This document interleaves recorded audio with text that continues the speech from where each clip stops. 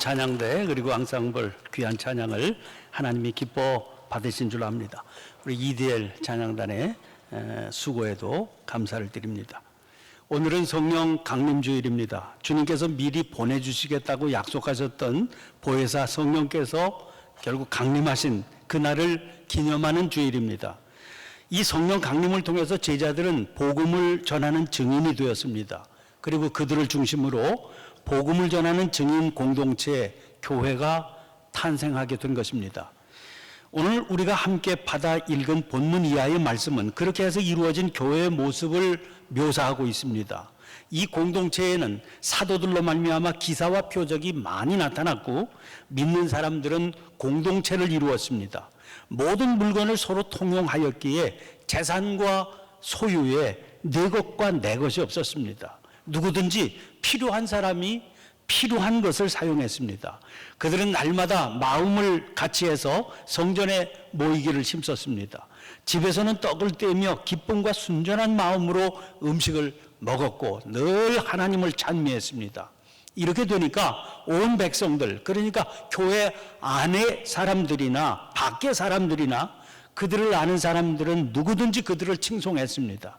자연히 날마다 구원받는 사람들이 늘어나게 됐습니다. 놀라운 부흥의 역사가 나타난 것이지요.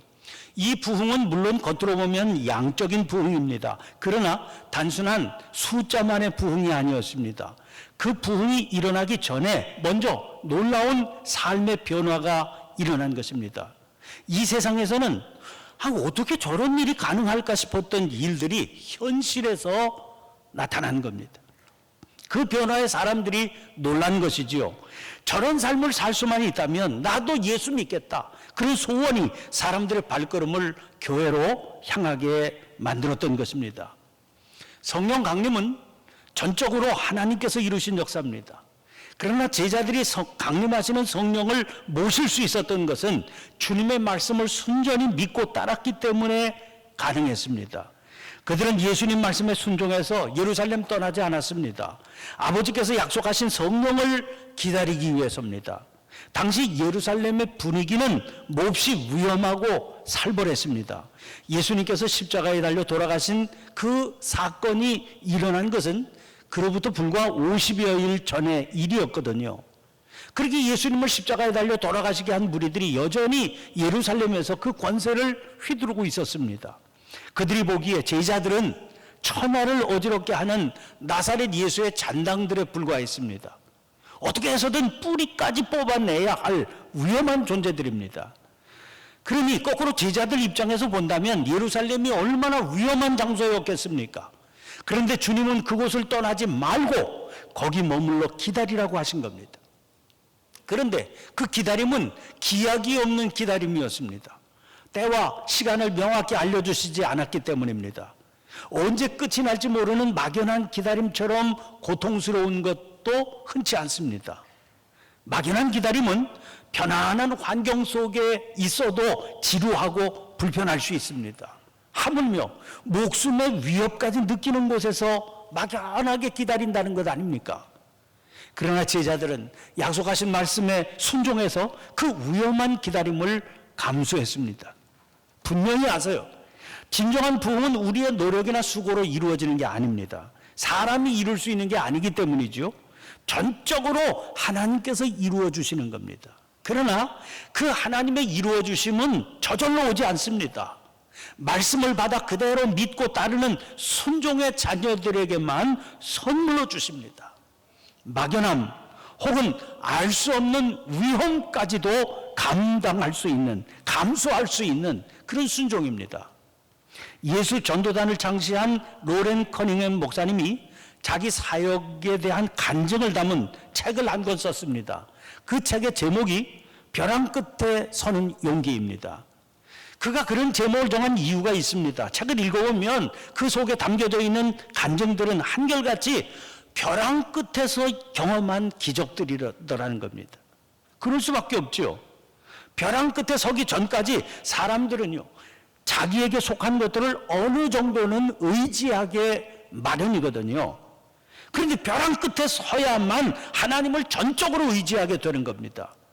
하나님께서는 바로 그 순간까지 참고 기다리십니다. 그리고 그 절대 순종의 꼭지점에서 당신의 손길을 내밀어 당신의 방법을 동원하십니다. 그러므로 우리 믿음의 사람들에게는 하나님을 의지해서 벼랑 끝에 가서 서기까지 순종하는 그런 용기가 반드시 필요한 겁니다. 그 용기를 지니고 순종하는 사람은 언제나 하나님의 역사하심을 경험하며 살 수 있게 되는 겁니다.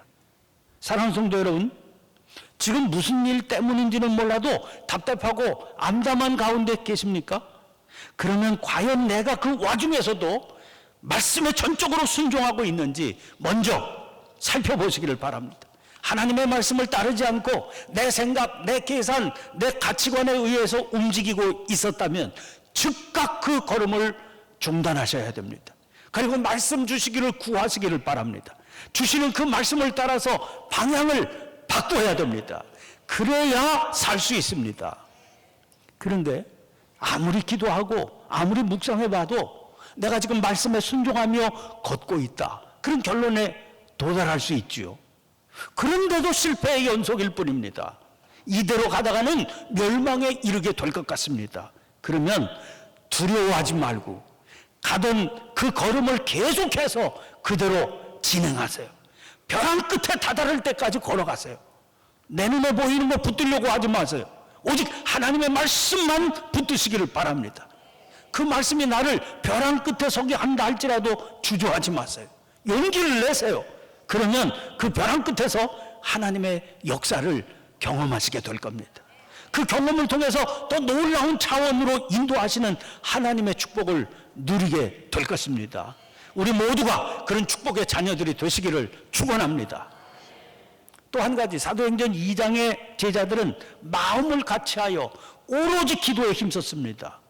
붙들리면 잡혀가서 죽음에 이르게 될 위험한 시간이었죠. 그런 환경 속에서도 전적으로 말씀에 순종하겠다 결단하니까 그들에게는 기도만이 무기가 되었습니다. 주님께서 기다리라고 하셨을 때 그것은 기도하는 시간을 가져라, 그런 분부였던 거지요. 그래서 그들은 합심해서 기도했습니다. 사람의 소리를 듣고 따르려고 하면 헷갈리고 번잡해집니다. 내 마음 나도 모른다 하는 게 사람 아닙니까? 그럴 수밖에요. 한순간에도 5만 가지 생각을 할 수 있는 게 사람 아닙니까? 그런데 그런 사람들이 여럿 모여 있습니다. 그들의 모든 소리에 귀를 기울여서 들으려고 한다. 가정해 보세요. 얼마나 부산스럽고 번잡스럽겠습니까? 그래서 사람의 소리를 듣고 따르겠다고 하는 노력은 헛수고에 불과한 경우가 대부분인 겁니다. 그러나 우리가 믿는 하나님은 신실하신 분이세요. 뜻과 생각의 가닥이 뚜렷하십니다. 거기에다가 그 뜻과 생각은 언제나 사람을 살리는 대로 모아지거든요. 그러므로 진정한 부흥은 기도를 통해서 하나님의 뜻을 깨닫는 것에서 가능해지는 겁니다. 기도를 통해서 하나님의 생각을 알게 될 때 일어납니다. 기도를 통해서 하나님의 역사가 나타나기를 소원할 때 나타나게 되는 열매인 겁니다. 특별히 마가 다락방 120명 성도들은 성령 받기를 위해서 합심해서 기도했습니다. 그들을 향하신 하나님의 뜻과 생각이 그들에게 성령 부어주시는 것이다, 그걸 알았기 때문이지요. 그래서 이 일에 그들의 마음이 하나가 되었습니다. 그랬더니 그들 모두가 한 성령 안에서 하나가 되는 역사가 나타나게 된 겁니다. 합심해서 기도하면 역사가 나타납니다. 이 일이 대단히 중요합니다. 2장 4절입니다. 그들이 다 성령의 충만함을 받고 성령이 말하게 하심을 따라 다른 언어들로 말하기를 시작하니라. 다른 언어들로 말하기를 시작하니라. 그런데 이상한 일 아닙니까? 그 뒤에 8절입니다. 우리 각 사람이 난 곳 방언으로 듣게 되는 게 어찌 됨이냐. 다른 언어들로 말하였다고 그랬는데 누구나 알아들을 수 있었다는 겁니다. 바벨탑 사건 이후에 세상의 혼잡함은 언어의 혼란으로 나타나게 되었습니다. 나라마다 다른 언어 때문이 아니에요. 같은 말을 사용하는 사람끼리도 말이 통하지 않습니다. 지금 정치권의 유행어가 민생이라고 하는 단어 아닙니까? 그런데 같은 단어를 사용하면서도 여당의 민생이 다르고 야당의 민생이 전혀 다릅니다. 성경은 이 다름을 사람들 사이에 있는 막힌 담 때문이라고 설명합니다. 인간의 존재 근원에 자리 잡고 있는 정욕적인 이기심이 이 막힌 담의 기초입니다. 마음 깊은 곳에 자리 잡고 있는 제 욕심 채우고 살려고 하는 본능이 그거지요. 서로 말을 하고 사니까 의사소통을 잘 하고 있는 것처럼 보이지요. 그러나 마음 깊은 곳에 이 막힌 담이 가로막고 있는 한 진정한 의사소통 일어날 수 없습니다. 그런데 주님께서는 막힌 담을 허시는 분입니다. 에베소서 2장 14절입니다. 그는 우리의 화평이신지라 둘로 하나를 만드사 원수된 것 그 중간에 막힌 담을 자기 육체로 허시고, 성령께서는요 주님께서 막힌 담이 허신 분임을 깨닫게 하시고 또 누리게 하십니다. 에베소 2장 18절 말씀입니다. 이는 그로 말미암아 우리 둘이 한 성령 안에서 아버지께 나아감을 얻게 하려 하심이라. 자, 보세요. 성령께서 역사하시니까 사람들이 서로 다른 언어들로 말하기를 시작했지만 누구나 그 말을 알아듣게 됐습니다. 이것은 단순히 신령한 은사로서의 방언을 말하는 게 아닙니다. 사람들이 서로 통하는 의사소통을 할 수 있게 됐다, 그런 의미입니다. 그 결과 참 놀라운 일이 일어났습니다. 성령 받기 전에 그들은 다락방의 문을 닫고 모여 있었습니다. 바깥 세상과는 단절이 되어 있었던 거죠. 그러나 성령 받은 후 닫아 걸었던 문을 스스로 열어 젖혔습니다. 그리고 베드로가 다른 11사도와 함께 서서 소리를 높여서 외쳤습니다. 세상을 향해 외친 겁니다. 성도와 교회는 더 이상 막힌 담 안에서 자기들끼리 모인 폐쇄적인 집단이 아니었습니다. 세상을 향해서 복음을 외치는 증언 공동체가 된 거지요. 그런 담대함은 자기들의 삶에 대한 자신감에서 비롯된 겁니다. 오늘 본문 아래로 이어지는 교회 모습 보세요. 43절 보면 사도들로 말미암아 기사와 표적이 많이 나타났다고 그랬는데 그 기사와 표적은 어떤 겁니까? 흔히 말하는 기사와 표적은 뭡니까? 병든 자 건강하게 되고 죽은 자 살아나고 앉은 뱅이 일어서는 그런 일들 아닙니까? 그런데 이어지는 44절 이하의 말씀 보세요. 믿는 사람이 다 함께 있어 모든 물건을 서로 통용하고 또 재산과 소유를 팔아 각 사람의 필요를 따라 나눠주며 날마다 마음을 같이하여 성전에 모이기를 힘쓰고 집에서 떡을 떼며 기쁨과 순전한 마음으로 음식을 먹고 하나님을 찬미하며 또 온 백성에게 칭송을 받으니. 물론 여전히 현대의학이 손대지 못하는 불치병이 많이 있습니다. 그러나 발달한 현대의학은 예전 같으면 죽게 될 병도 거뜬히 고쳐내지 않습니까? 그러니까 옛날 분들이 보기에는 기사와 표적이라고 할 수 있는 일들 지금 병원에서 비일비재하게 나타나고 있는 겁니다. 그러나 육신의 병은 고쳐서 오래 살게 됐지만 사람들 사이에 막힌 담은 더 견고해져만 갑니다. 옛날과는 비교할 수 없이 풍요로운 세상이 되었건만 사람들은 점점 더 이기적이 되고 정욕적이 되어버렸습니다. 자기 만족만 추구하며 살 뿐이지 이웃과 더불어 사는 일에는 번번이 실패하고 있는 겁니다. 이웃을 돌보며 베푸는 삶에는 점점 더 인색해집니다. 매일의 식탁은 넉넉해진 것처럼 보이지만 그 식탁을 대하는 마음은 황폐하고 삭막해서 기쁨 잃어버리고 말았습니다. 그러면 이런 시대에 말할 수 있는 기사와 표적은 어떤 것이겠습니까? 오늘 본문 이하에 등장하는 것과 같은 그런 교회의 모습이 이 시대의 기사와 표적 아닙니까? 그래서 오늘 본문 말씀을 주목하게 되는 겁니다. 오늘 본문 말씀에서 사도 베드로는 회개와 세례 그리고 죄 사함과 그 결과 선물로 받게 될 성령을 전하고 있지요. 그것을 통해서 이 패역한 세대에서 구원을 받으라, 그렇게 외치고 있습니다. 그 결과는 놀라운 부흥의 역사입니다. 온 백성이 교회를 그리고 성도들을 칭송했습니다. 자기들도 그렇게 사는 대열에 합류하기를 소원하게 됐습니다.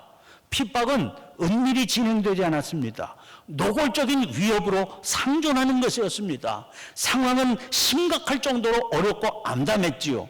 그런 형편임에도 보세요. 주께서 구원받는 사람을 날마다 더하게 하시니라. 이게 바로 우리가 누리기를 사모하는 진정한 영적 부흥 아니겠습니까? 사랑하는 성도 여러분, 성령이 강림하셨을 때 마치 불의 혀처럼 갈라지는 것들이 각 사람 위에 임했다 그랬습니다. 성령의 역사는 불의 역사입니다. 불은 태워 없애면서 살아오르는 겁니다. 성령께서는 불의하고 타락한 정욕적인 것들 태워 없애버리십니다.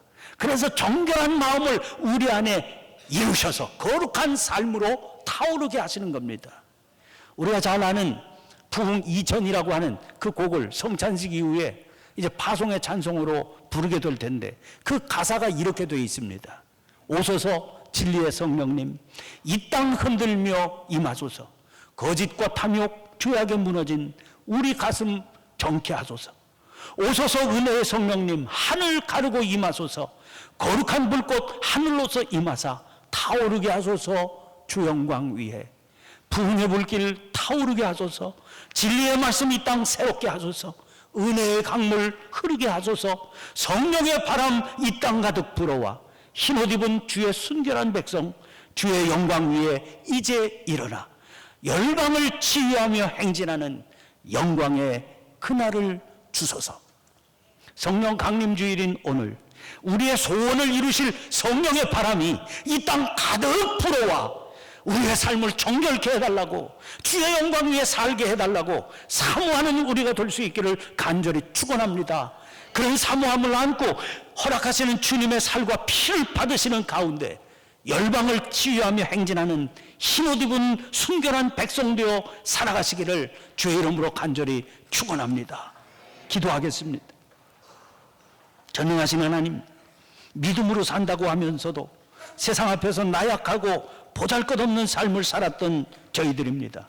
저희들 안에 성령께서 주시는 부흥의 불길이 필요함에도 깨닫지 못하고 구하지도 않았던 저희의 불신앙을 용서하여 주시옵소서.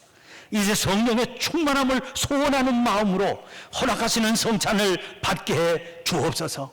그리하여 저희 안에 정결한 삶이 이루어지게 하시고 교회를 새롭게 해 주셔서 주님의 영광 만방에 드러내게 해 주시옵소서.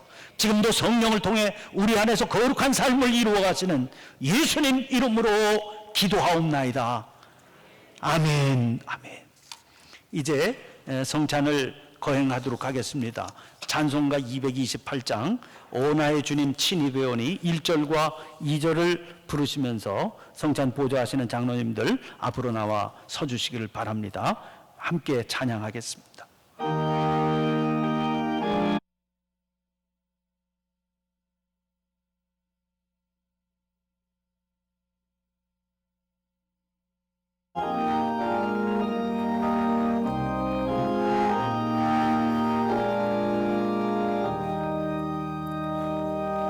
오 나의 주님 친히 배우니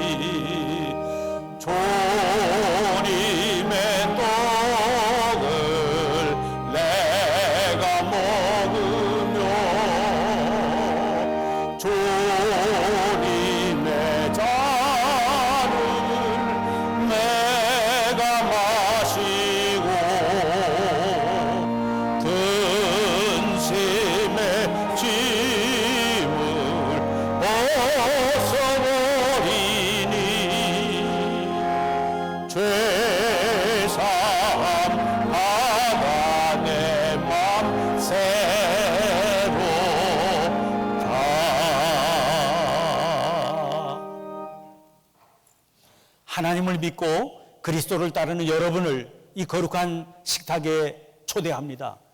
주님께서 자신의 몸을 내어주시던 밤 떡을 손에 드시고 감사 기도를 드리신 다음 떼어 제자들에게 주시며 말씀하셨습니다. 받아 먹어라. 이는 너희를 위해 내어주는 나의 몸이니 먹을 때마다 나를 기억하여라. 식후에 주님께서는 잔을 드시고 감사 기도를 드리신 후에 제자들에게 돌리시며 말씀하셨습니다. 받아 마셔라. 이는 죄사함을 얻게 하려고 많은 사람을 위해 흘린 새 언약의 피니 이를 행할 때마다 나를 기념하여라. 앞에 진설된 떡과 포도주 위에 성령께서 임재하시기를 기도하십시다.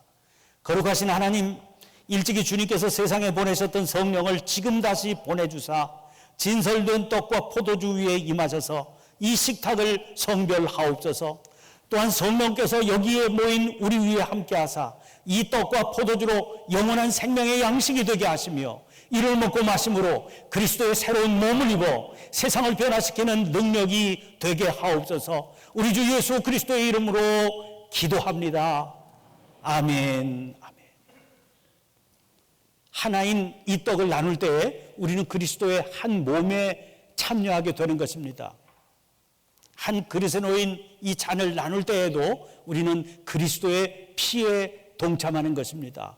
이 믿음으로 주께서 허락하시는 잔과 떡을 받으시기를 바랍니다.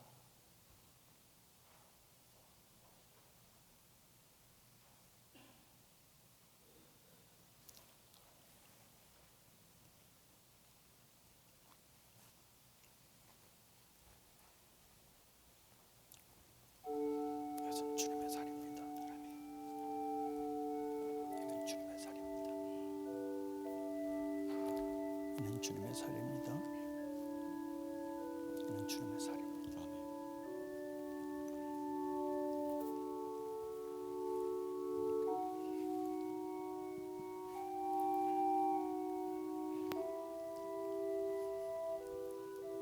이것은 주님의 피입니다. 이것은 주님의 피입니다. 이것은 주님의 피입니다. 이것은 주님의 피입니다.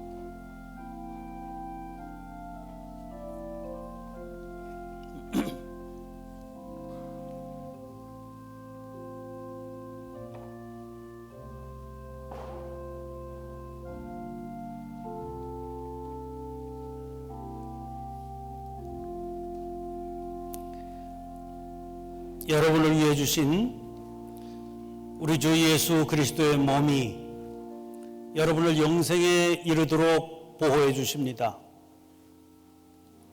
그리스도께서 여러분을 위해 죽으셨음을 기억하면서 믿음과 감사로 이 떡을 받으시기 바랍니다. 또한 여러분을 위해 흘리신 우리 주 예수 그리스도의 피가 여러분을 영생에 이르도록 보호해 주십니다. 그리스도께서 여러분을 위해 흘리신 피를 기억하면서 믿음과 감사로 이 잔을 받으시기 바랍니다.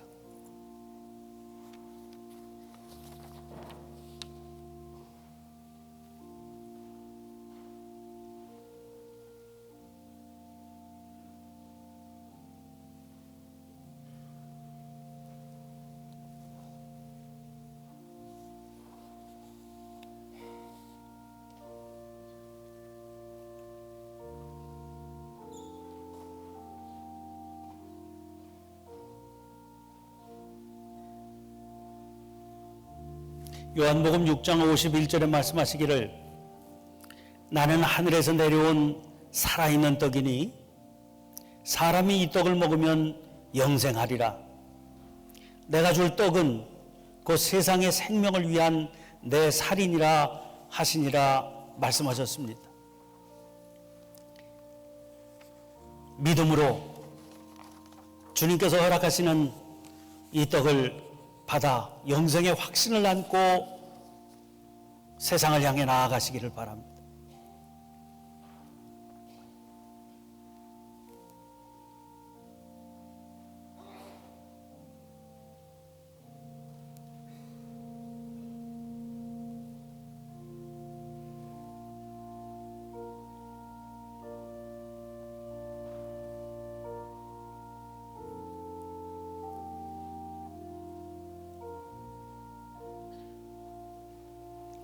요한일서 2장 1절 2절에 말씀하시기를 나의 자녀들아 내가 이것을 너희에게 쓰면 너희로 죄를 범하지 않게 하려 함이라. 만일 누가 죄를 범하여도 아버지 앞에서 우리에게 대언자가 있으니 곧 의로우신 예수 그리스도시라. 그는 우리 죄를 위한 화목 제물이니 우리만 위할 뿐 아니요 온 세상의 죄를 위하심이라 말씀하셨습니다. 주님께서 주신 주님의 살, 주님의 피, 우리의 죄를 위한 화목 제물을 의지해서 의롭게 하시는 예수 그리스도를 믿고 담대하게 세상 가운데 나아가시기를 바랍니다. 아직 성찬을 분급받지 못하신 분들 손을 들어 표해 주시기를 바랍니다.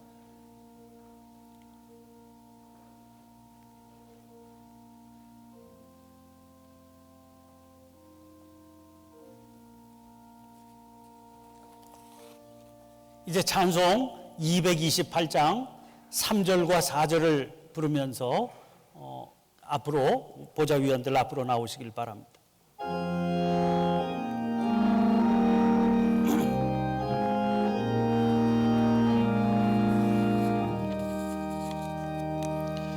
주 예수밖에 도움 없소서. 주님의 팔에 의지합니다. 주 권능으로 사소